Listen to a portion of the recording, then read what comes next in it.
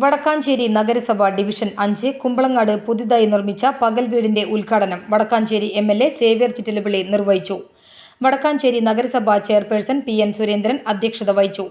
നഗരസഭ vice chairperson Sheela Mohanan, ക്ഷേമകാര്യ standing committee ചെയർപേഴ്സൺമാരായ Jameela B, Anoop Kishore, P R. Aravindakshan, Swapna Sasi, T V. Muhammad Basheer, വ്യാപാരി വ്യവസായി ഏകോപന സമിതി president Ajith Kumar Mallayya, taluk union library secretary K J. Jayaprakash, വായനശാല വൈസ് പ്രസിഡന്റ് വേലായുധൻ, വായനശാല president Sethumadhavan, division councillor Ramya Sundaran, മുൻ ഡിവിഷൻ കൗൺസിലർ ലയ സുരേന്ദ്രൻ തുടങ്ങിയവർ ചടങ്ങിൽ പങ്കെടുത്തു സംസാരിച്ചു.